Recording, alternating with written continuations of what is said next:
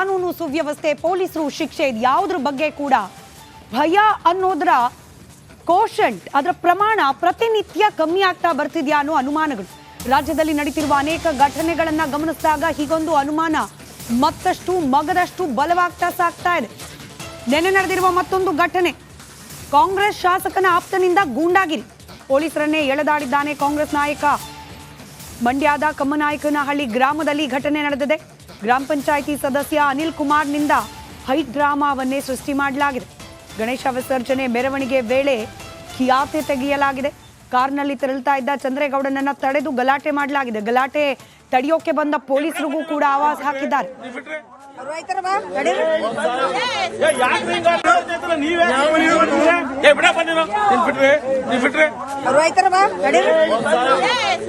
ಚಂದ್ರ ನೀನ್ ಊರೊಳಗೆ ಬಂದು ಕೂತಿರೋನು ಲೇ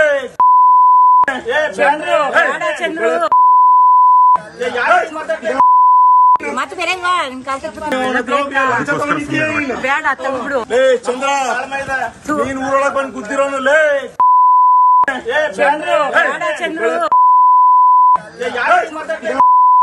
ಮತ್ತೆ ಬೇರೆಂಗ ಬೇಡ ಬಿಡು. ಚಂದ್ರ ನೀನ್ ಊರೊಳಗೆ ಬಂದು ಕೂತಿರೋನು ಲೇ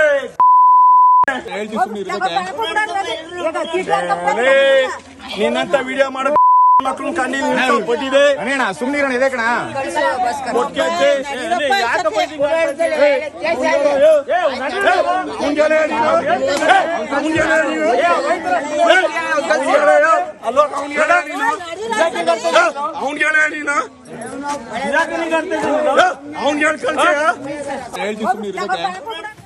ಮತ್ತಷ್ಟು ಡೀಟೇಲ್ಸ್ ನಮ್ಮ ಪ್ರತಿನಿಧಿ ಆನಂದ್ ನೀಡ್ತಾ ಹೋಗ್ತಾರೆ. ಲೈವ್ ಕನೆಕ್ಟ್ ಇದ್ದಾರೆ. ಆನಂದ, ಏನ್ ಗಲಾಟೆ ಇದು? ಯಾಕೆ ಪೊಲೀಸರ ಮೇಲೆ ಈ ತರ ದರ್ಪ ತೋರಿಸ್ತಾ ಇರೋದು? ಇದಾದ ಮೇಲೆ ಏನಾಯ್ತು? ಡೀಟೇಲ್ಸ್ ಹಂಚ್ಕೊಳ್ಳೋದಾದ್ರು.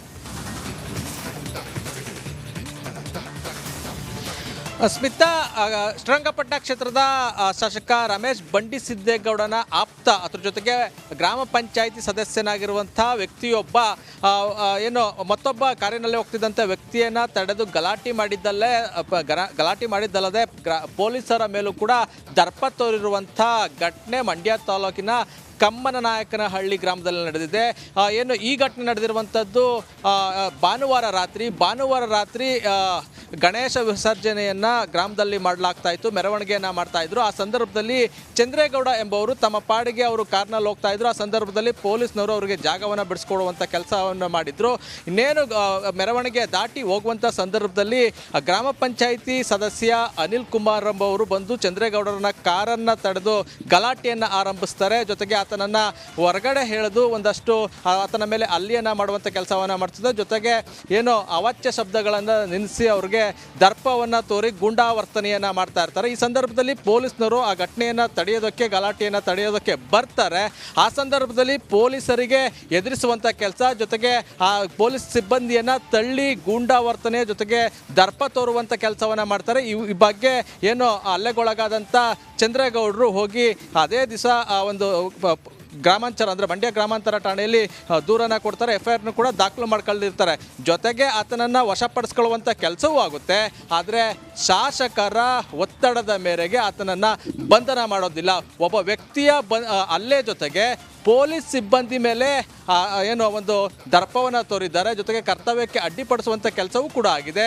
ಇಡೀ ಒಂದು ವಾತಾವರಣ ಹದಗೆಡುವಂತೆ ಮಾಡಿದೆ. ಇಂಥ ವ್ಯಕ್ತಿಯನ್ನು ಬಂಧನ ಮಾಡದಂತೆ ಕೇವಲ ಆತನನ್ನು ವಶಕ್ಕೆ ಪಡೆದು ಅನಂತರ ಶಾಸಕರು ಹೇಳಿದ್ರು ಅನ್ನೋ ಕಾರಣಕ್ಕಾಗಿ ಆತನನ್ನು ಬಿಟ್ಟು ಕಳಿಸಿದ್ದಾರೆ. ಇದು ಸಾರ್ವಜನಿಕ ವಲಯದಲ್ಲಿ ಆಕ್ರೋಶಕ್ಕೆ ಕಾರಣ ಆಗ್ತಾ ಇರುವಂಥದ್ದು. ಒಬ್ಬ ಸಾಮಾನ್ಯ ಜನ ಈ ರೀತಿ ಮಾಡಿದರೆ ಪೊಲೀಸ್ನವರು ಬಿಡ್ತಿದ್ರ? ಶಾಸಕರು ಇದೇ ರೀತಿ ಒತ್ತಡ ಹಾಕಿದ್ರು ಅನ್ನೋ ಕಾರಣಕ್ಕೆ ಈ ರೀತಿ ಬಿಟ್ಟು ಕಳಿಸೋದು ಎಷ್ಟು ಸರಿ?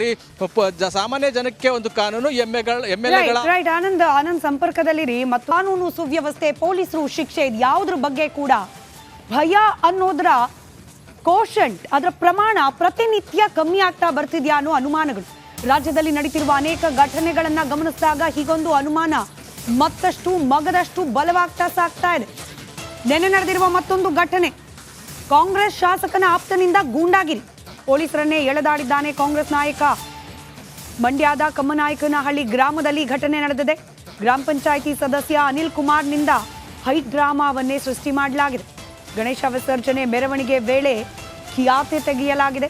ಕಾರ್ನಲ್ಲಿ ತೆರಳುತ್ತಾ ಇದ್ದ ಚಂದ್ರೇಗೌಡನನ್ನ ತಡೆದು ಗಲಾಟೆ ಮಾಡಲಾಗಿದೆ. ಗಲಾಟೆ ತಡೆಯೋಕೆ ಬಂದ ಪೊಲೀಸರಿಗೂ ಕೂಡ ಆವಾಜ್ ಹಾಕಿದ್ದಾರೆ.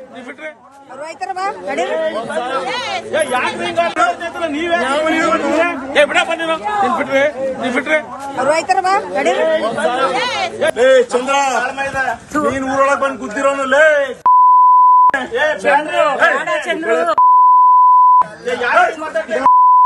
ಮತ್ತೆ ಬೇರೆಂಗ ಬೇಡ ತಂದ್ಬಿಡು. ಚಂದ್ರ ನೀನ್ ಊರೊಳಗ್ ಬಂದು ಕೂತಿರೋನಲ್ಲೇ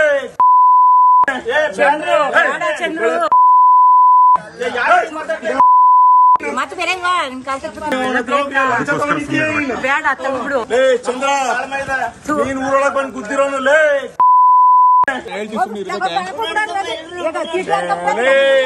ನಿನ್ನಂತ ವಿಡಿಯೋ ಮಾಡ ಮಕ್ಕಳು ಕಣ್ಣಿಲ್ ಕೊಟ್ಟಿದೆ ಅಣ್ಣ ಸುಮ್ನಿರೋಣ ಇದೆ ಕಣ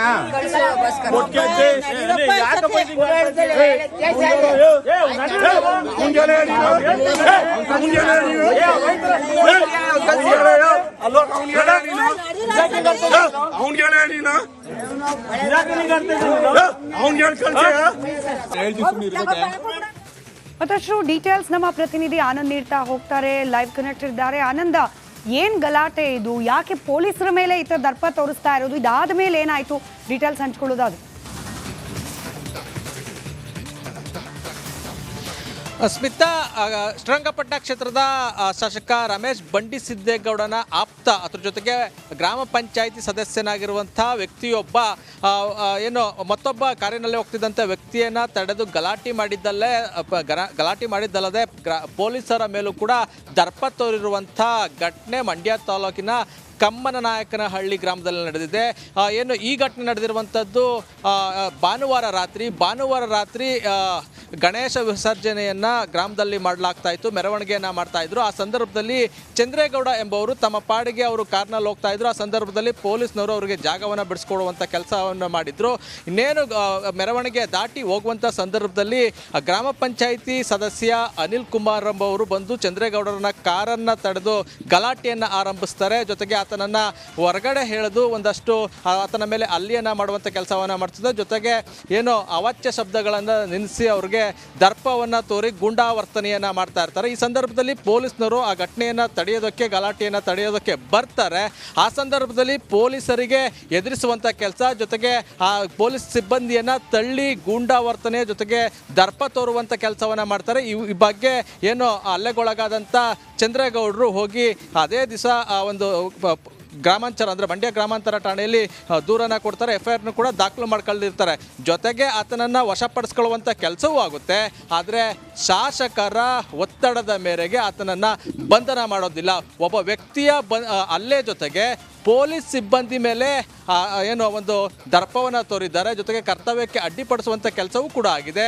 ಇಡೀ ಒಂದು ವಾತಾವರಣ ಹದಗೆಡುವಂತೆ ಮಾಡಿದೆ. ಇಂಥ ವ್ಯಕ್ತಿಯನ್ನು ಬಂಧನ ಮಾಡದಂತೆ ಕೇವಲ ಆತನನ್ನು ಏನು ವಶಕ್ಕೆ ಪಡೆದು ಅನಂತರ ಶಾಸಕರು ಹೇಳಿದ್ರು ಅನ್ನೋ ಕಾರಣಕ್ಕಾಗಿ ಅವರು ಆತನನ್ನು ಬಿಟ್ಟು ಕಳಿಸಿದ್ದಾರೆ. ಇದು ಸಾರ್ವಜನಿಕ ವಲಯದಲ್ಲಿ ಆಕ್ರೋಶಕ್ಕೆ ಕಾರಣ ಆಗ್ತಾ ಇರುವಂಥದ್ದು.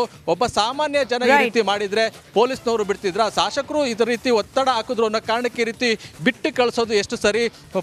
ಸಾಮಾನ್ಯ ಜನಕ್ಕೆ ಒಂದು ಕಾನೂನು, MLAಗಳ ಆನಂದ್ ಸಂಪರ್ಕದಲ್ಲಿರಿ. ಮತ್ತು